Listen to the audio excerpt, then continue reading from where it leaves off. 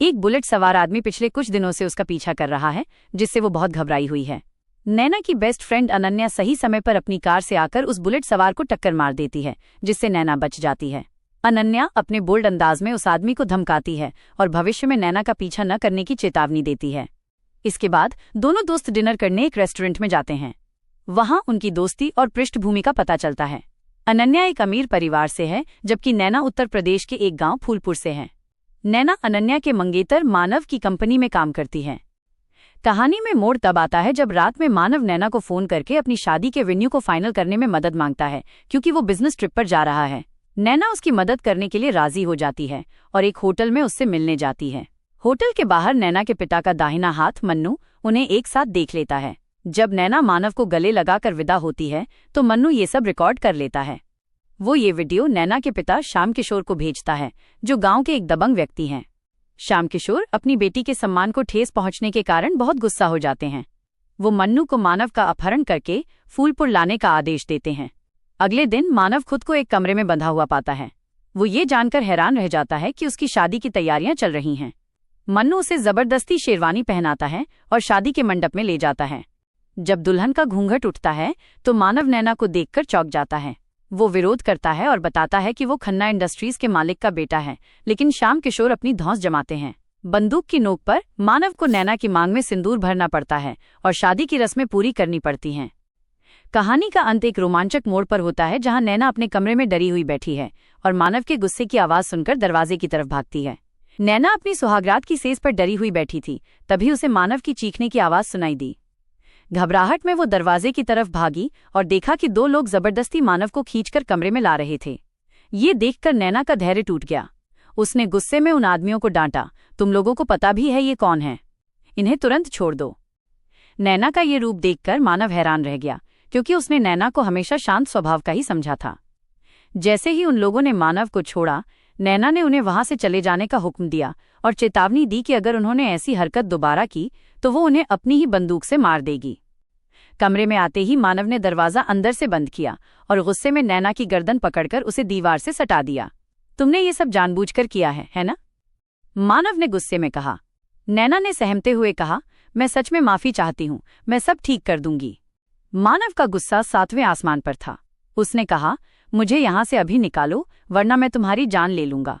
अगर ये बात मेरे या अनन्या के घर वालों को पता चली तो तुम्हारी पूरी साइको फैमिली बर्बाद हो जाएगी। कमरे के बाहर एक आदमी उनकी बातचीत सुन रहा था।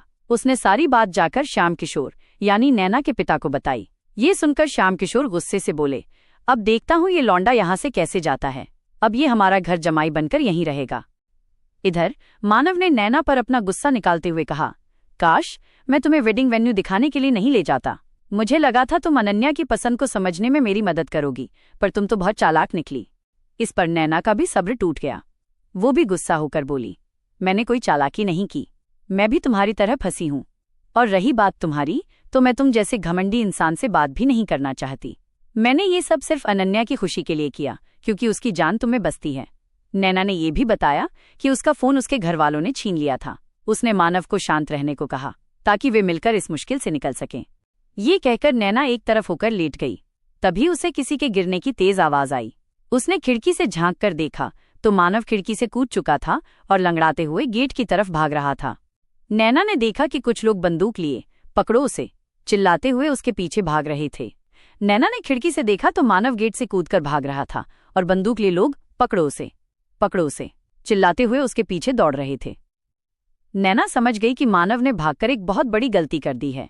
मानव ने जल्दबाजी में गेट पार करने की कोशिश की, तभी एक जोरदार गोली चलने की आवाज से पूरा इलाका गूंज उठा। नैना का शरीर सुन्न पड़ गया, जैसे उसे सांप सूंघ गया हो। मानव की रूह भी कांप उठी, लेकिन जब उसने देखा कि वो सही सलामत है तो उसे कुछ राहत मिली। तभी उसने देखा कि नैना के पिता श्याम किशोर हाथ में दुनाली लिए सीधे उसकी तरफ निशाना साधे खड़े थे। ये देखकर मानव को एहसास हो गया कि अगली गोली उसके सिर से आर पार हो जाएगी। पीछे से आए गुंडों में से एक ने हंसते हुए कहा, अरे दामाद जी, काहे जान जोखिम में डाल रहे हो, नीचे उतर आओ। मानव चुपचाप नीचे उतर आया। श्याम किशोर ने पास आकर गुस्से में कहा, दामाद जी, हमारा निशाना बहुत पक्का है, अगली बार गोली कान के पास से नहीं दिमाग के अंदर से निकलेगी। तभी नैना वहां आ गई और अपने पिता से बोली, पापा आप ये क्या कर रहे हैं? अगर गोली लग जाती तो? श्याम किशोर ने उसे चुपचाप कमरे में जाने को कहा, पर मानव से रहा नहीं गया। जो तुम गुंडागर्दी दिखा रहे हो, वो कहने लगा, लेकिन इससे पहले कि वो कुछ और कहता, नैना ने उसका मुंह बंद कर दिया। शांत रहो, नैना ने फुसफुसाते हुए कहा। मुझे ये सब संभालने दो, मैं आपको यहाँ से निकालूंगी, लेकिन आपको अपना मुंह बंद रखना होगा और वही करना होगा जो मैं कहूँ। मानव समझ गया कि नैना ही उसे इस मुसीबत से निकाल सकती है, और वह चुप रहा।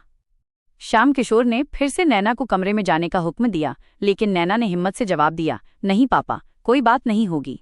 जैसा आप सोच रहे हैं वैसा कुछ नहीं है। ये कहीं नहीं जा रहा था, बस माहौल देखकर घबरा गया था। श्याम किशोर ने अपनी मूंछों पर ताव देते हुए कहा कि मानव अब फूलपुर का जमाई राजा बनकर रहेगा। यह सुनकर मानव का पूरा शरीर कांप गया, लेकिन नैना ने आत्मविश्वास के साथ कहा, पापा, क्यों हम दोनों की जिंदगी बर्बाद कर रहे हैं? मानव का दिल्ली में पूरा बिजनेस है और मुझे उस पर पूरा भरोसा है। आप जमाई राजा का आइडिया छोड़िए और चलिए, हमें सुबह निकलना भी है। श्याम किशोर ने मानव की तरफ देखते हुए कहा कि वो ये सब उसी से सुनना चाहते हैं। नैना के इशारे पर मानव ने हिचकिचाते हुए कहा, हाँ, मैं इसका ख्याल रखूंगा। आप हमें जाने दीजिए, मैं इसे कभी छोड़कर नहीं जा रहा। श्याम किशोर शांत हुए और अपने कमरे में चले गए। नैना ने मानव का हाथ पकड़ा और उसे कमरे में चलने को कहा। मानव ने उसे घूर कर देखा और उसका हाथ झटकते हुए चला गया। जब नैना ने मानव के पैर का जख्म देखा और उसे छूना चाहा, तो मानव गुस्से में उठा और नैना का हाथ मोड़कर उसे अपने सीने पर गिरा दिया। जख्म पर मरहम लगाने का नाटक मत करो, मुझसे दूर रहो, मानव ने कहा। नैना ने उसकी आंखों में अपने लिए नफरत देखी और मानव भी उसके इतना करीब होने पर असहज होकर मुंह फेरकर लेट गया। अगली सुबह नैना ने अपने माता पिता से बात की और उन्हें समझाया कि वो मानव के साथ ही रहेगी। आखिरकार श्याम किशोर ने उन दोनों को दिल्ली जाने की इजाजत दे दी और अपने आदमी मन्नू को उनके साथ भेजा। जीप में बैठते समय श्याम किशोर ने मानव को चेतावनी दी, हमारी नैना का ध्यान रखना दामाद जी, वरना नजारा तो आप देख ही चुके हैं। दिल्ली के रास्ते में नैना ने मानव को सुझाव दिया कि वे इस शादी को सबसे छिपाकर रखेंगे। मानव गुस्से में बोला, और तुम्हारी ये गुंडा फैमिली हमें जीने देगी? तभी अचानक मन्नू ने उनकी बातचीत सुन ली, लेकिन नैना ने उसे डांटकर संभाला। मन्नू ने दोनों के मोबाइल उन्हें वापस दिए, जिन्हें देखकर वे चौंक गए। दोनों के फोन में अनन्या के कई मिस्ड कॉल और मैसेज थे। मानव और नैना घबरा गए, क्योंकि वे जानते थे कि अनन्या को इस सच का पता चला तो क्या होगा। दिल्ली पहुंचने पर जब वे एक जाम में फंसे, तो नैना ने मन्नू को अपने हॉस्टल का पता दिया। तभी उनकी बगल वाली कार में अनन्या को देखकर नैना की सांसें थम गईं। नैना और अनन्या का आमना सामना। गाड़ी अभी भी दिल्ली के जाम में फंसी हुई थी। बगल की कार में बैठी अनन्या की नजरें अचानक नैना और मानव की जीप पर पड़ी। नैना का चेहरा सफेद पड़ गया। वो तेजी से मन्नू की तरफ मुड़ी और घबराए हुए लहजे में बोली, जल्दी गाड़ी आगे बढ़ाओ। मन्नू ने कहा, अरे बिटिया, जाम लगा है, कैसे बढ़ाऊं? मानव के माथे पर भी पसीना आ गया था। उसने अनन्या को इशारा न करने के लिए अपनी नजरें नीचे झुका ली, लेकिन तब तक देर हो चुकी थी। अनन्या ने अपनी कार का शीशा नीचे किया और मुस्कुराते हुए चिल्लाई, अरे नैना, तुम यहाँ? और मानव, तुम भी? तुम लोग कहाँ से आ रहे हो? नैना ने किसी तरह अपनी घबराहट को छुपाया और नकली मुस्कान के साथ जवाब दिया, हाँ, वो बस मानव की कंपनी से आ रहे थे, कुछ काम था। अनन्या ने संदेह की नजर से देखा, इतनी रात को? और ये गाड़ी किसकी है? ड्राइवर भी अजीब लग रहा है। उसकी नजर मन्नू पर थी, जो पीछे मुड़कर उन्हें घूर रहा था। मानव ने अनन्या की बातों को टालने की कोशिश की, अरे कुछ नहीं, बस एक प्रोजेक्ट की मीटिंग थी, कल तुम्हें बताता हूँ, अभी बहुत थके हैं। पर मुझे लगा तुम ट्रिप पर गए हो। अनन्या ने सीधे मानव से पूछा। मानव ने हिचकिचाते हुए कहा, हाँ, मैं वापस आ गया, इमरजेंसी थी।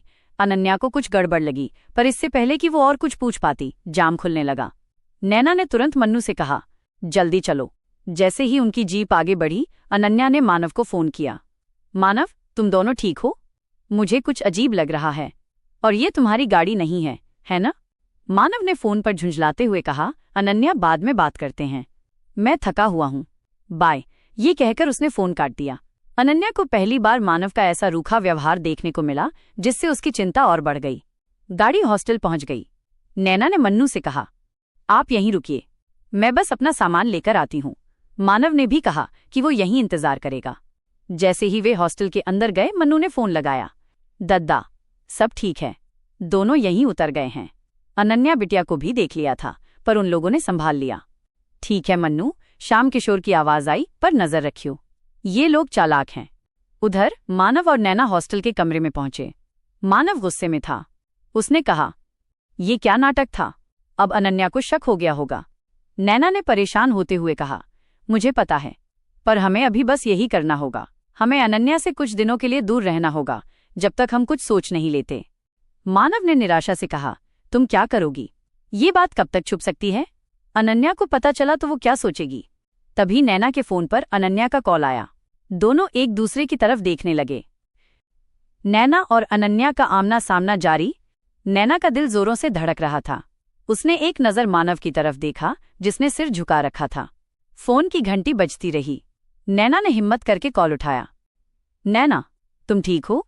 अनन्या की आवाज में चिंता साफ झलक रही थी। मानव ने मेरा फोन काट दिया। तुम दोनों कहाँ से आ रहे थे? और वो अजीब गाड़ी, वो आदमी? मुझे कुछ भी समझ नहीं आ रहा। नैना ने गहरी सांस ली और शांत रहने की कोशिश की। अनन्या, मैं ठीक हूं, सब ठीक है। वो मानव के गांव के लोग थे, एक प्रोजेक्ट के सिलसिले में गए थे बस। अनन्या ने कहा, गांव? तुम्हें तो बताया ही नहीं। और मानव ने भी। ये सब क्या चल रहा है? तुम दोनों ने मेरे कॉल और मैसेज का जवाब क्यों नहीं दिया? नैना को लगा जैसे वो झूठ के दलदल में धंसती जा रही है। अरे वो, वहां नेटवर्क नहीं था और मोबाइल भी बंद थे। तुम ज्यादा परेशान मत हो, मैं कल तुम्हें सब कुछ बताती हूँ। ये कहकर नैना ने किसी तरह कॉल काट दिया। उसने फोन को साइड में रखा और मानव की तरफ देखा, जो अभी भी तनाव में था। अब क्या? मानव ने धीरे से कहा। उसने मान लिया कि हम दोनों गांव गए थे? नैना ने अपना सिर हिलाया। मुझे नहीं लगता। उसे शक हो गया है। हमारी दोस्ती बहुत पुरानी है, वो सब समझ गई है। तभी दरवाजे पर हल्की सी दस्तक हुई। नैना और मानव दोनों चौंक गए। नैना ने धीरे से दरवाजा खोला।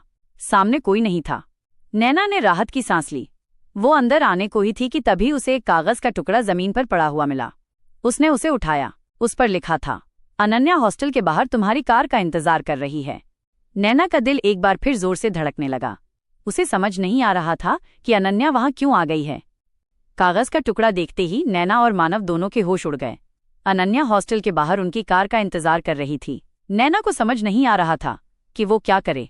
अगर वो अनन्या से मिलती है तो उसे अपनी शादी का सच बताना पड़ेगा, और अगर वो भागने की कोशिश करती है तो अनन्या को और भी ज्यादा शक होगा। हमें भागना होगा, मानव ने फुसफुसाते हुए कहा, इससे पहले कि वो हमें देख ले। भागकर कहाँ जाएंगे? और वैसे भी वो मेरे हॉस्टल के बाहर है। इसका मतलब है कि वो अपनी कार से हमें देख सकती है, नैना ने कहा। तभी मानव ने नैना का हाथ पकड़ा और उसे खिड़की से बाहर खींच लिया। हमें जल्दी से यहाँ से निकलना होगा। हमें उसे सच्चाई बताने से पहले कुछ सोचने का समय चाहिए। वे दोनों हॉस्टल के पीछे के रास्ते से भागे और एक सुनसान गली में जाकर रुक गए। मानव ने कहा, देखो, हम सीधे हॉस्टल में नहीं जा सकते, हमें कहीं और रात गुजारनी होगी। नैना ने उसकी बात पर सहमति जताई, लेकिन उनके पास एक भी पैसा नहीं था। श्याम किशोर ने उनके सारे पैसे ले लिए थे। मुझे याद आया, मेरे दोस्त का एक दोस्त इस शहर में रहता है, मैं उसे फोन करके मदद मांगता हूँ, मानव ने कहा। उसने अपना फोन निकाला और अपने दोस्त को फोन किया, पर दुर्भाग्य से उसका फोन बंद था। नैना और मानव निराश हो गए। वे एक बेंच पर बैठ गए, दोनों चुप थे। अचानक नैना ने मानव की तरफ देखा। एक आइडिया है, उसने कहा, पर यह थोड़ा खतरनाक है। मानव ने नैना की तरफ देखा। बोलो, उसने कहा। हमें अनन्या के घर जाना होगा, नैना ने कहा। हमें उसे सच्चाई बतानी होगी, पर इस तरह नहीं, बल्कि एक अलग तरीके से। क्या तुम पागल हो गई हो? मानव ने कहा। अगर उसे हमारी शादी का सच पता चला तो वो क्या करेगी? शायद वो हमारी मदद करे, नैना ने कहा। मुझे लगता है कि वही एक रास्ता है। मानव ने गहरी सांस ली। ठीक है, उसने कहा। मुझे नहीं पता कि तुम्हारा ये प्लान काम करेगा या नहीं, लेकिन मेरे पास कोई और रास्ता नहीं है। वे दोनों अनन्या के घर के लिए निकले। मानव और नैना ने अनन्या के घर जाने का फैसला किया। ये एक जोखिम भरा कदम था, लेकिन उन्हें लगा कि यही उनकी समस्याओं का एकमात्र समाधान है। वे एक ऑटो रिक्शा लेकर अनन्या के घर पहुंचे। अनन्या एक आलीशान बंगले में रहती थी, जिसके सामने की रौनक और भी ज्यादा बढ़ गई थी क्योंकि वहां शादी की तैयारियां चल रही थीं। वे दोनों अंदर गए और अनन्या के कमरे की तरफ बढ़े। अनन्या अपने कमरे में फोन पर किसी से बात कर रही थी और बहुत परेशान लग रही थी। हाँ माँ, वो कह रही थी, मुझे पता है कि कुछ तो गड़बड़ है। मानव ने मुझसे झूठ बोला और नैना ने भी। मुझे समझ नहीं आ रहा कि मैं क्या करूं। तभी दरवाजे पर दस्तक हुई। अनन्या ने चौंक कर दरवाजा खोला और नैना तथा मानव को सामने देखकर हैरान रह गई। तुम दोनों यहाँ इतनी रात को? अनन्या ने संदेह भरी आवाज में पूछा। नैना ने सीधे अनन्या की आंखों में देखते हुए कहा, हमें तुमसे कुछ जरूरी बात करनी है। अनन्या ने उन्हें अंदर बुलाया। क्या बात है?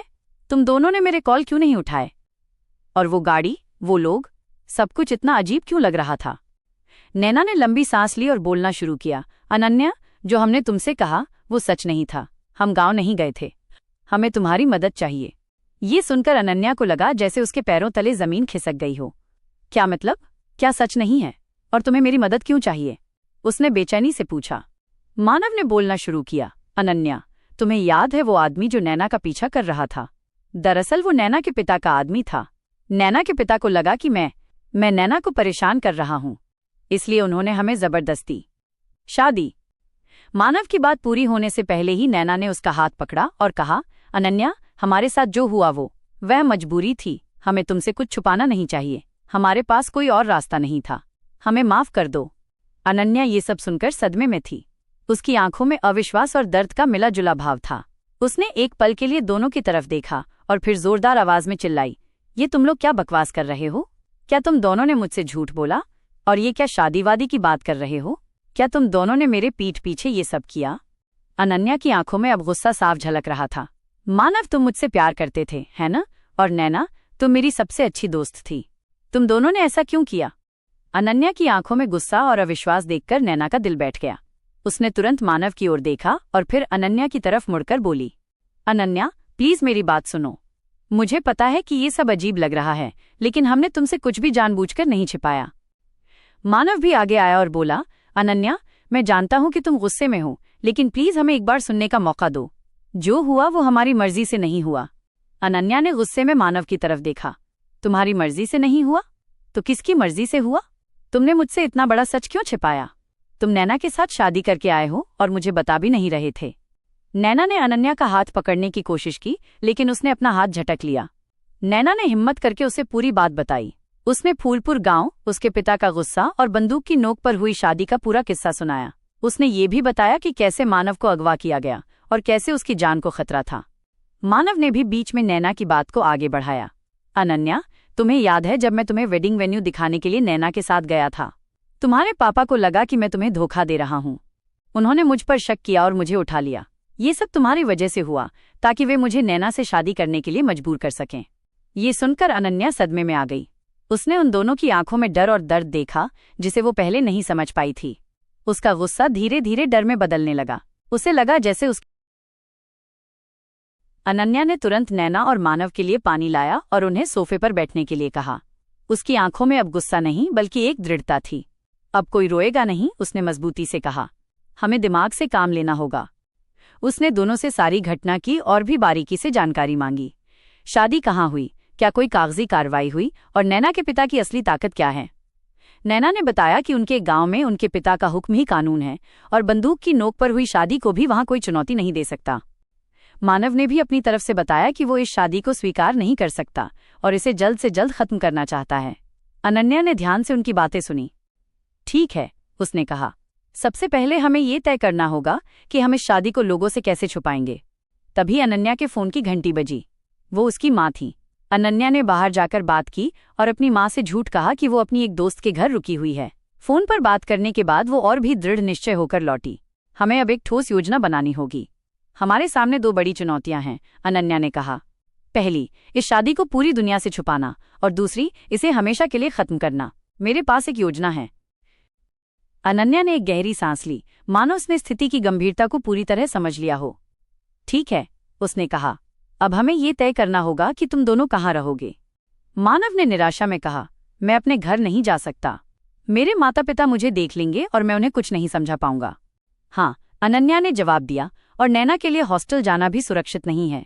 अगर तुम्हारे पिता का आदमी मन्नू वहां आ गया तो। थोड़ी देर तक तीनों चुप रहे। फिर अनन्या ने धीरे धीरे अपना प्लान बताना शुरू किया। मेरे पापा की एक गेस्ट हाउस है जो हमारे घर से थोड़ी दूर है। नैना, तुम वहां रहोगी।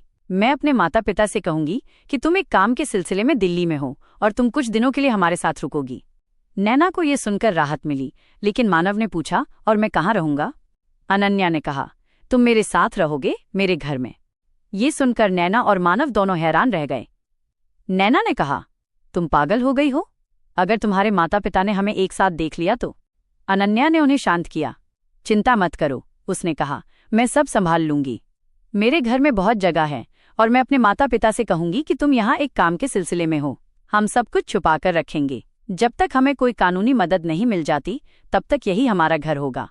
नैना और मानव के पास कोई और रास्ता नहीं था। वे अनन्या की बात पर सहमत हो गए। उन्होंने अपने सामान को इकट्ठा किया और अगले दिन अनन्या के घर जाने की तैयारी की।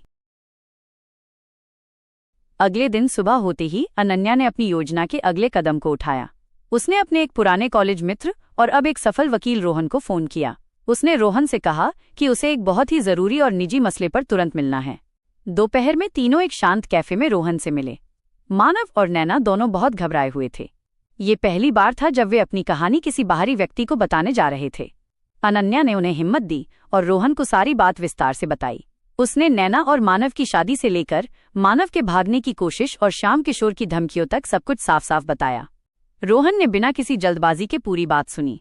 उसने कुछ देर सोचा और फिर गहरी सांस लेते हुए बोला, ये मामला बहुत पेचीदा है।